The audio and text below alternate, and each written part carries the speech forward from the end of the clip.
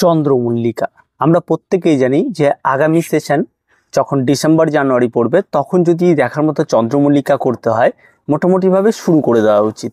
অনেকে রয়েছে যারা মার্চ মাস থেকে শুরু করে দিয়েছে, অনেকে রয়েছে এপ্রিল থেকে শুরু করে দিয়েছে, অনেকে রয়েছে মে মাস থেকে শুরু করে দিয়েছে, অনেকে জুনে শুরু করবে, অনেকে জুলাইতে শুরু করবে। তা আপনি কখন শুরু করবেন সেটা সম্পূর্ণ আপনার ব্যাপার। কিন্তু এই সময়ে এসে যে সমস্ত চন্দ্রমল্লিকা গাছগুলি আপনি দেখতে পাচ্ছেন, এই গাছগুলি দুটো মিডিয়াতে করা রয়েছে। একটা হচ্ছে ঘেস মিডিয়াতে আর একটা হচ্ছে মাটির মিডিয়াতে। তো আমরা মোটামুটিভাবে দুটো মিডিয়া নিয়ে আলোচনা করব যে কোন মিডিয়াতে আপনি গাছ করতে পারবেন। দুটোতেই কোন রকম কোনো অসুবিধা নেই।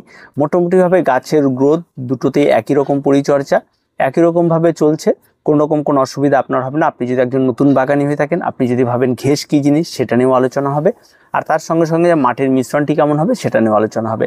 তার জন্য আগে আপনাকে পুরো ভিডিওটি স্কিপ না করে দেখতে হবে। সবার প্রথমে বলি ঘেস। ঘেস আর যাই হোক অন্য কোনো রকম কোনো কিছু নয়। অনেকেই মনে করে ঘেস একটা মিডিয়া, ঘেস একটা কি এরকম মনে করে, কিন্তু ঘেস বিষয়টা অন্য কিছু। ঘেস হচ্ছে একটা পাথরে পোড়া কয়লা, যে কয়লাটিকে বিভিন্ন কামারশালায় ব্যবহার করার পর পুড়ে যাওয়ার পর সেটাকে অনেকটা শক্ত হয়ে যায়। শক্ত হওয়ার পর সেটা আর পড়ে না, সেটা অবশিষ্ট অংশ হয়ে যায়, সেটাকে ফেলে দেওয়া হয়। সেই অংশটাকে ভেঙে গুঁড়ো গুঁড়ো করে নিয়ে ঘেস ব্যবহার করা হয়। আবার এই ঘেসটাই আপনি বিভিন্ন ধরনের ইটের ভাটাতে, যেখানে পাথরের কয়লা ব্যবহার করা হয় ইট পোড়ানোর সময়, সেই সমস্ত ভাটাতেও সেই সমস্ত বাকি যে অবশিষ্ট অংশগুলি থাকে সেগুলিকে ফেলে দেওয়া হয়। ফেলে দিয়ে বাকি সেই অংশটিকে যদি ছেঁকে নেওয়া যায়, তার মধ্যে ছোট ছোট যে দানাদার অংশ পাওয়া যায় সেটাই হচ্ছে ঘেস। তো এই ঘেস মূলত বর্তমান বাজারে কিনতেও পাওয়া যায়। কিনতে গেলে অনলাইনে কিনতে গেলে অন্তত 30 থেকে 50 টাকা পার কিলো দাম পড়ে, অনেকটাই দাম বেশি পড়ে। আর যদি আপনি এই সমস্ত জায়গাগুলি আপনি বিভিন্ন ধরনের গুল ফ্যাক্টরি, যেটাকে বলে গুল বানায় যে, সে সমস্ত জায়গায় যদি দেন সেই সমস্ত জায়গাতে দেখবেন এগুলি পাওয়া যায়। আর বর্তমানে এগুলির অনেক জায়গা রয়েছে যে সমস্ত জায়গাগুলিতে বিক্রি করা হচ্ছে, এগুলি নতুন ব্যবসা শুরু হয়েছে, সে সমস্ত জায়গাতে আপনি এগুলি পেয়ে যাবেন। তো যেখানে আপনি যান অন্তত কমপক্ষে আপনাকে 30 থেকে 50 টাকার মধ্যে আপনার দাম পড়বে।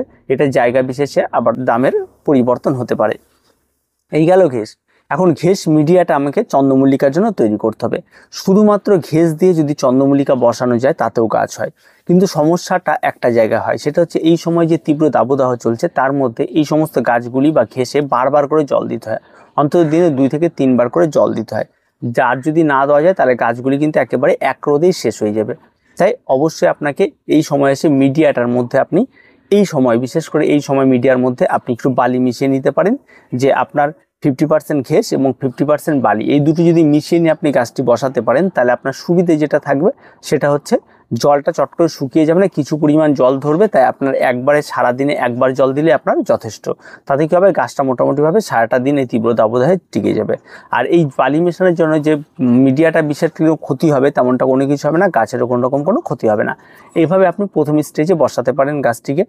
পরের স্টেজে গিয়ে আপনি যখন বসাবেন তখন মোটামুটিভাবে এই 4 ইঞ্চি, এখন তো মোটামুটি 6 ইঞ্চি মাপের টবে রয়েছে, পরে যখন এগুলোকে আমরা 8 ইঞ্চি মাপের টবে দেবো। এই 8 ইঞ্চি মাপের টবে কখন দেবো, যখন এই গাছগুলি মোটামুটি বড় হয়ে যাবে, এর মধ্যে আর জায়গা হবে না। কম করে এটা যদি মে মাস হয়, জুন জুলাই মাসের দিকে আমরা কিন্তু এটা 8 ইঞ্চি মাপের একদম এটাকে প্রতিস্থাপন করবো। তখন কিন্তু এই মাটি এই ঘেঁসের সঙ্গে আর কোনো কিছু আর মেশাবো না।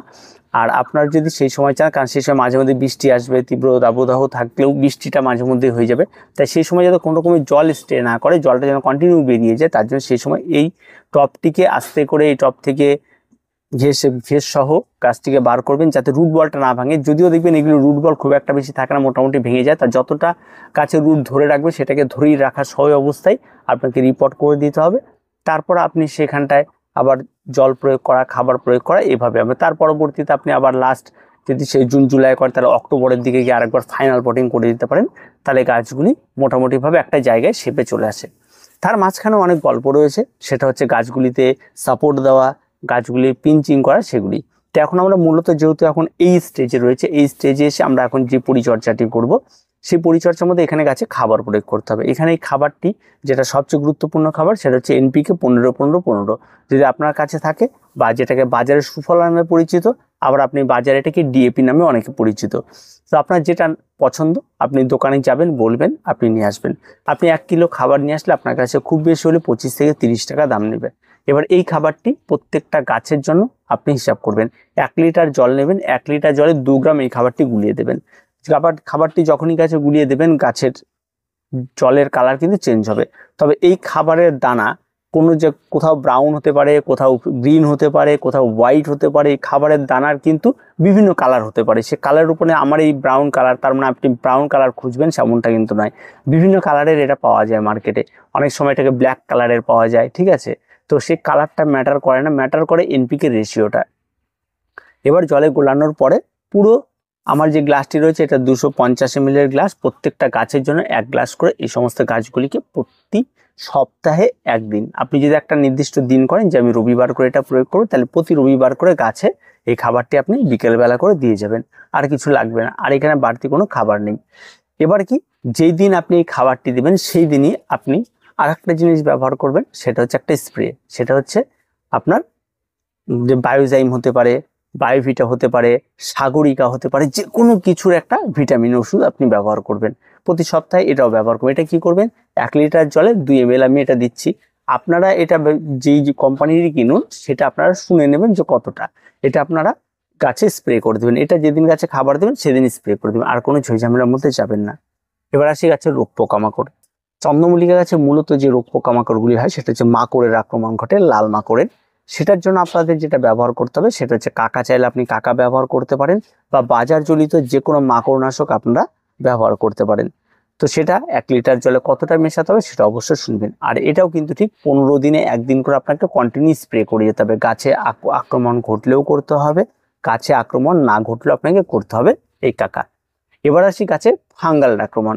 এই গাছে মূলত ফাঙ্গালেরও আক্রমণ ঘটে। এই ফাঙ্গালের আক্রমণ থেকে আটকানোর জন্য আপনাকে রাখতে হবে ব্লাইটক্স, বা আপনার বাজার চলতে যে কোনো কন্টাস বেস ফাঙ্গিসাইড আপনি রাখতে পারেন। এবার আপনাকে এটাকে কি করতে হবে, 1 লিটার জলে 2 গ্রাম গুলে এটাকেও আপনাকে কন্টিনিউ ব্যবহার করতে হবে 15 দিন অন্তর অন্তর। এটাকেও কিন্তু বাদ দেওয়া যাবে না, এটাও কিন্তু কন্টিনিউ 15 দিন অন্তর অন্তর এটাকেও ব্যবহার করে যেতে হবে। আর একটা জিনিস যেটা আপনাকে দেখতে হবে সেটা হচ্ছে এই সমস্ত গাছগুলিতে সাদা মাছির আক্রমণ ঘটে এবং মিলিবাগের আক্রমণ ঘটে। যদি মিলিবাগের আক্রমণ ঘটে তাহলে আপনারা বাজারে যাবেন, একতারা বলে একটা ওষুধ পাওয়া যায়, অন্তত ছোট্ট প্যাকেট পাওয়া যাবে, 20 থেকে 25 টাকা দাম নেবে, বা 30 টাকা নিতে পারে, এর বেশি নেবে না। একতারা সেটা নিয়ে আসবেন, 1 লিটার জলে সামান্য 2 গ্রাম মতো গুলে নিয়ে গাছে স্প্রে করে দেবেন। একবারে যদি না যায় পরে আরেকবার করবেন 2 দিন পর, তারপরেও যদি না যায় তারপর আরেকবার করবেন, এটা কমপ্লিট ঠিক হয়ে যাবে। তবে এই জিনিসগুলো কিন্তু কন্টিনিউ চলবে এমনটা হয় না, এটাকে গাছ ঠিক হয়ে যায় তাড়াতাড়ি। এবার আসি আপনার যেই জিনিসটা সেটা হচ্ছে সাদা মাছি। এটাও ঠিক তাই, সাদা মাছির আক্রমণ ঘটবে অনেক সময়। এটার জন্য আপনাকে বাজার চলতে যে কোনো মাছিনাশক আপনাকে ব্যবহার করতে পারেন।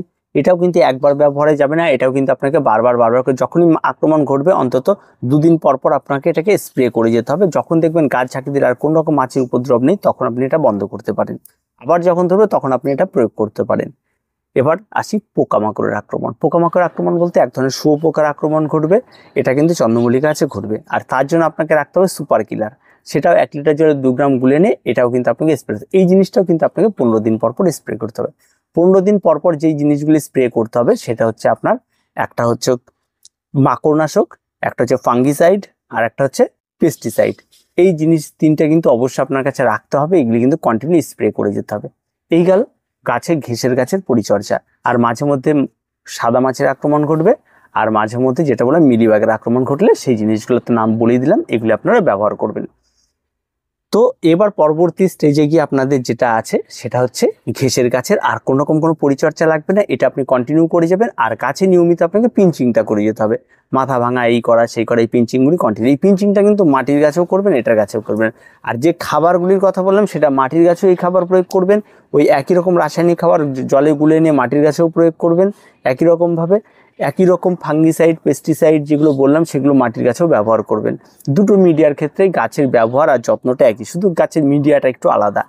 আর মাটিতে যখনই আপনি গাছ বসাচ্ছেন প্রথম অবস্থায় খালি মাটিটা আপনার যেন ওয়েল ড্রেনেজ হয় সেটা আপনি খেয়াল করবেন। মাটিতে কি খাবার দিলেন সেটা ম্যাটার করবে না প্রথম অবস্থায়, ঠিক আছে, বা পরবর্তী আপনি কি খাবার দিচ্ছেন তাতে ম্যাটার করবে না, কারণ এই যে সপ্তাহে যে আপনি খাবারটা দিচ্ছেন এটাই গাছের খাবার, আর কিছু লাগবে না।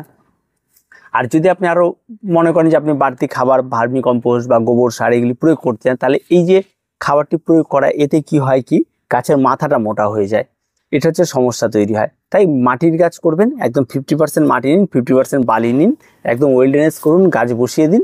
আর গাছে আপনারা কন্টিনিউ ওই যেটা বললাম যে সুফলা 15-15-15 সেটা 2 গ্রাম 1 লিটার জলে গুলে নিয়ে ওই 250 ml করে গাছে প্রতি সপ্তাহে ব্যবহার করুন। ফাঙ্গিসাইড পেস্টিসাইড যেগুলি নাম বললাম সেগুলি কন্টিনিউ গাছে স্প্রে করে যান, আর কিচ্ছু লাগবে না। দেখুন, চন্দ্রমল্লিকায় হাজার হাজার ফুল পেতে হলে এই যে এত জিনিসগুলো বললাম, এগুলি জিনিসের প্রয়োজন আছে। যদি আপনার মনে হয় যে এই সমস্ত কোনো কিছু আমার প্রয়োগ করার ইচ্ছে নেই, আমার মোটামুটিভাবে 200-300 ফুল হলেই হবে, তাহলে আপনাকে বলবো তাহলে আপনি আপনার গাছগুলি অক্টোবর-নভেম্বর মাসের দিকে লাগিয়ে দিন। দেখবেন আপনার গাছও ভালো হবে, অনায়াসে আপনি সে সময় যার 2-4টা পিঞ্চিং করবেন, একটু মাটিতে লাগিয়ে দেবেন, ফুল চলে আসবে। আর যদি আপনি দেখার মতো ফুল নেন, তাহলে এই জিনিসগুলো আপনার প্রয়োজন রয়েছে। তো এইভাবে আপনার গাছগুলিকে এগোতে হবে। তার পরবর্তী স্টেজে গিয়ে আপনার গাছগুলি যখন আবার বড় হবে, এই টবের মধ্যে আর জায়গা হবে না, তখন আপনাকে গাছগুলিকে সাপোর্ট দিতে হবে, সাইড দিয়ে গাছগুলিকে রিং পরাতে হবে।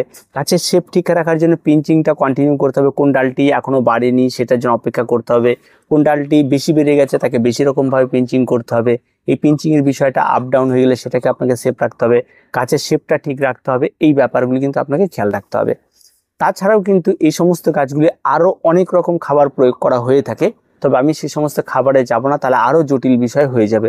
এই নর্মাল খাবারেই কিন্তু আপনি আপনার গাছ দেখার মতো করতে পারবেন, খুব সুন্দর গাছ হবে। তো এইভাবে যারা করতে চান, খুব সহজভাবেই আমি বললাম, এই পরিচর্যা একদম ক্লিয়ার পরিচর্যা, আর কোনো রকম কোনো কিছু লাগবে না।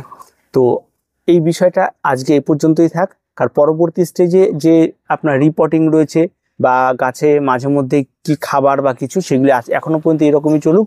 তার পরবর্তীতে স্টেজে গিয়ে যখন আমি এটাকে রিপোর্ট করব, তখন আমি আপনাদেরকে আরেকবার এটার ভিডিও করব এবং কিভাবে কি করছে সেটা আপনাদের দেখিয়ে দেবো। যারা বসাতে চান তারা এখন থেকে করুন। আর যারা মনে করছেন যে কাটিং থেকে চারা তৈরি করব, চারাও তৈরি করে নিতে পারেন আপনি।